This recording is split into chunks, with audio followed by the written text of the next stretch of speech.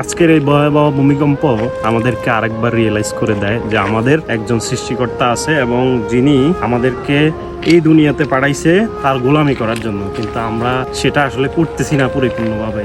সেজন্য উনি আমাদেরকে রিয়েলাইজ করাই দিতেছে এটা। তো এর চেয়ে লজ্জাজনক বিষয় আর হতে পারে না আমাদের। আমরা আসলে এই দুনিয়াতে আসছি আল্লাহর গোলামি করার জন্য, কিন্তু আমরা সেটা না করে এই দুনিয়াবি কাজে ব্যস্ত হয়ে পড়ছি এবং নিজেদের ব্যক্তিগত কাজে ব্যস্ত হয়ে পড়ছি। এই যে ধরেন আজকের যেই ভয়াবহ ভূমিকম্প হয়েছে, এটাতে যদি আমি মাসুদ মারা দিতাম আজকে, তাহলে আমার গল্পটা এখানেই শেষ হয়ে যেত আর আমার দুনিয়াবি সকল কাজ থেকে যেত। অতএব আমরা যারা জুলুম করতেছি এবং কি আল্লাহর যে কাজ করার জন্য আমাদেরকে দুনিয়াতে পাঠাইছে আল্লাহ, আমরা সেগুলো না করে নিজেদের কাজে ব্যস্ত হয়ে পড়তেছি, তারা এই জিনিসটা অন্তত আজকের থেকে শিক্ষা নেবেন। এবং আমি নিজেও আজকে শিক্ষা নিলাম যে আল্লাহ তাআলা একজন আছে উপরে, উনি আমাদেরকে যেটার জন্য পাঠিয়েছে আমরা সেটা আসলে সঠিকভাবে করতেছি না, সেজন্য উনি আজকে আমাদেরকে এই ভূমিকম্পের মাধ্যমে জানান দিলেন।